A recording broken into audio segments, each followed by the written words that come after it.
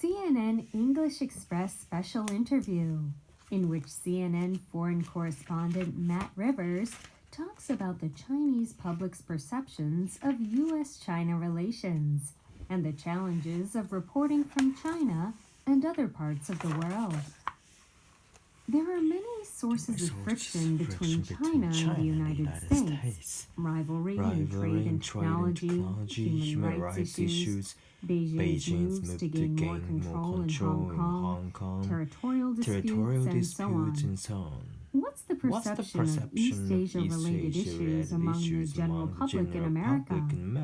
And to what extent do you think ordinary Chinese people are aware of these issues?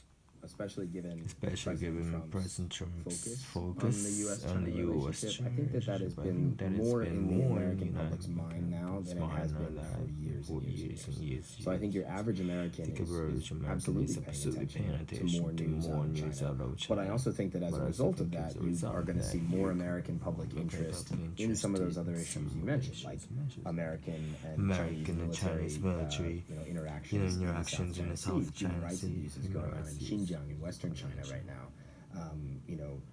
how China interacts and spreads influence in places like the Philippines.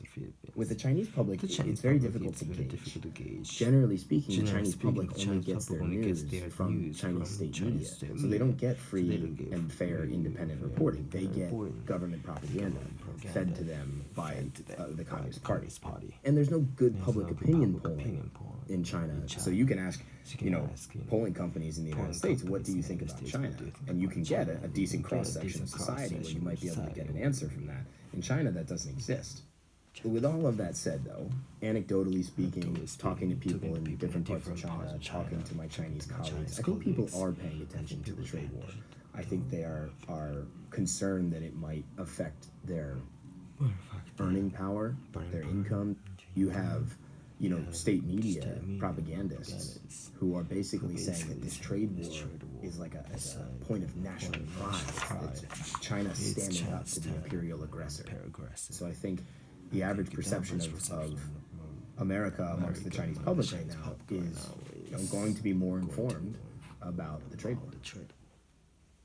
What kind of influence or pressure have you felt from the Chinese authorities during your news-gathering activities in China? They don't influence our reporting in terms of affecting what we print.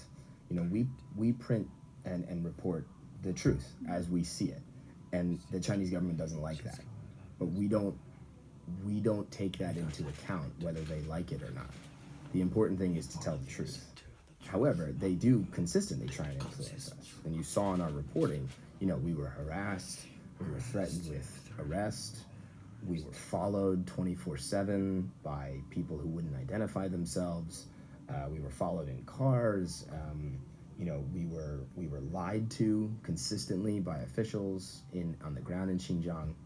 It shows you the hypocrisy of China's government on this particular issue when they say that they have nothing to hide about what's going on in Xinjiang, but then they do everything they can to try and prevent you from seeing what's going on in Xinjiang. So you can't really square that circle. So they try and influence us. And to be fair, there are other governments around the world that would do the same thing. We saw that happen in Myanmar as well. So they try, but ultimately we can't let that affect what we do, because then we're not telling our viewers the whole truth, and then that kills the whole purpose of our job. You've covered stories in various Asian countries, and I imagine there are many differences between the Western culture you were raised in and Eastern cultures in general. What would you say is the value or significance of that kind of journey across cultural barriers and into different cultural settings? I think that when you're a foreign correspondent, someone who is raised in a culture different than where you're reporting, I think the first thing you need to do is listen and not assume that you know how things work in some place that you've never been. And that's why having the staff that we do across all these different countries, I work with Chinese staff. When I come to Japan, we've got 2 producers in Japan who can teach me things that I wouldn't have otherwise known, and they kind of give me that guidance. When we go to Myanmar, we hire a Burmese fixer who is local on the ground, who can guide us in these areas. We bring a certain Western perspective, which I think is good because we can help translate what's happening to a Western audience, because we know how a Western audience thinks. But I think when you're a foreign correspondent, the best thing you can do is make sure that you have people that you can work with and rely on who know these cultures that you don't.